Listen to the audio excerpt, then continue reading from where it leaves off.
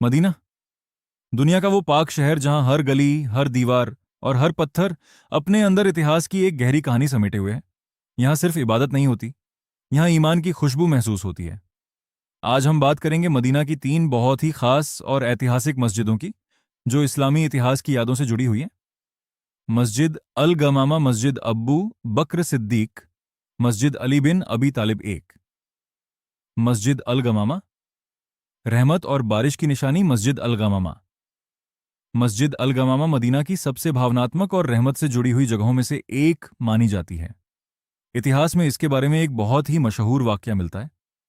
कहा जाता है कि एक समय मदीना में बहुत लंबे समय तक बारिश नहीं हुई थी। जमीन सूख चुकी थी, खेत बर्बाद हो रहे थे और लोग परेशान थे।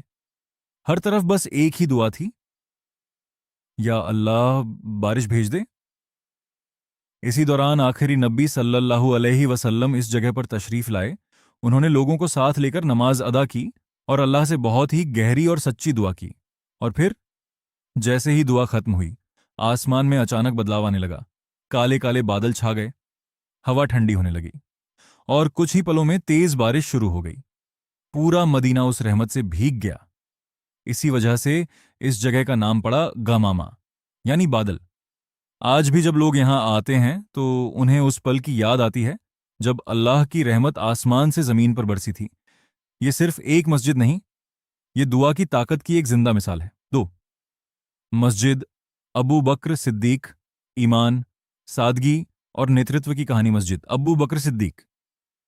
अब हम आते हैं उस मस्जिद की तरफ जो इस्लाम के पहले खलीफा हजरत अबू बकर सिद्दीक रजी से जुड़ी मानी जाती है। हजरत अबू बकर रजी वो इंसान थे जिन्होंने हर मुश्किल घड़ी में नबी सल्लल्लाहु अलैहि वसल्लम का साथ दिया। इस्लाम के शुरुआती दौर में जब हर तरफ विरोध था, तब उन्होंने बिना डरे इस्लाम को अपनाया और पूरी जिंदगी उसी पर कायम रहे। उनकी सादगी इतनी गहरी थी कि वो सत्ता में आने के बाद भी एक आम इंसान की तरह रहते थे। कहा जाता है कि नबी सल्लल्लाहु अलैहि वसल्लम के बाद इस स्थान पर उन्होंने कुछ मौक़ों पर नमाज अदा की और यह जगह उस दौर की याद दिलाती है जब इस्लाम का पहला खलीफा उम्मत की जिम्मेदारी संभाल रहा था। उनका द्वार बहुत लंबा नहीं था, लेकिन बहुत महत्वपूर्ण था।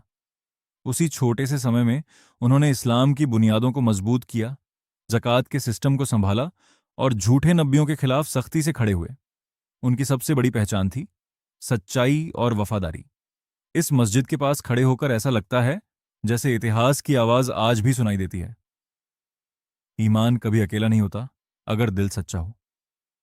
3, मस्जिद अली बिन अबी तालिब, ज्ञान, न्याय और बहादुरी की पहचान। मस्जिद अली इब्न अबी तालिब। अब बात करते हैं इस्लाम के चौथे खलीफा हजरत अली रजी अल्लाहु अन्हु की याद से जुड़ी इस जगह की। हजरत अली रजी अल्लाहु अन्हु सिर्फ एक बहादुर योद्धा नहीं थे, वो ज्ञान, इंसाफ और समझदारी के सबसे बड़े प्रतीकों में से एक थे। उनकी जिंदगी में हमें हर पहलू मिलता है, हिम्मत भी, ज्ञान भी और इंसाफ भी। माना जाता है कि इस स्थान पर उन्होंने नमाज अदा की और लोगों को इस्लामी शिक्षा और न्याय की बातें समझाईं।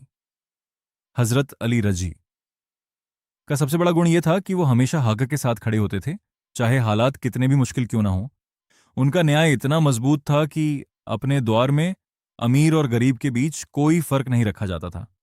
एक बार उन्होंने कहा था कि अगर कोई चीज हक पर नहीं है तो वो किसी रिश्ते की परवाह नहीं करते।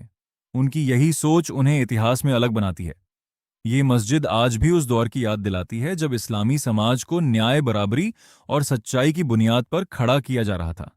यहां खड़े होकर लगता है जैसे समय थम सा गया हो और इतिहास खुद अपनी कहानी सुना रहा हो। आखिरी हिस्सा, मदीना की रूहानी सच्चाई। मदीना की ये तीनों मस्जिदें सिर्फ इमारतें नहीं हैं, ये वो निशान हैं जो हमें याद दिलाते हैं कि इस्लाम सिर्फ एक धर्म नहीं बल्कि एक पूरी जिंदगी का तरीका है। मस्जिद अल गमामा हमें सिखाती है कि दुआ कभी खाली नहीं जाती। मस्जिद अबू बकर सिद्दीक हमें सिखाती है कि सच्चाई और वफादारी सबसे बड़ी ताकत है। मस्जिद अली इब्न अबी तालिब हमें सिखाती है कि असली ताकत इंसाफ और ज्ञान में है। मदीना की ज़मीन आज भी उसी इतिहास को अपने अंदर जिंदा रखे हुए है और जो भी यहाँ आता है वो सिर्फ जगह नहीं देखता, वो एक एहसास लेकर जाता है। दुआ अल्लाह हम सबको दीन के सीधे रास्ते पर चलने की तौफीक अता फरमाए, हमारे दिलों में ईमान की रोशनी को हमेशा कायम रखे और हमें हर तरह की गुमराही से बचाए। अल्लाह हम सबको नमाज का पाबंद बनाए, हमारे अंदर सच्चाई, सब्र और शुक्र जैसी खूबसूरत आदतें पैदा करे, हमारे माता पिता पर रहमत फरमाए, हमारे गुनाहों को माफ करे और हमें नेक लोगों की संगत नसीब करे। या अल्लाह, हमें ऐसा बना दे कि हम दूसरों के लिए भलाई का कारण बने, किसी के दिल को दुखाने वाले नहीं बल्कि दिलों को जोड़ने वाले बने। और आखिर में यही दुआ है कि अल्लाह हम सबको दुनिया और आखिरत दोनों में कामयाबी अता फरमाए।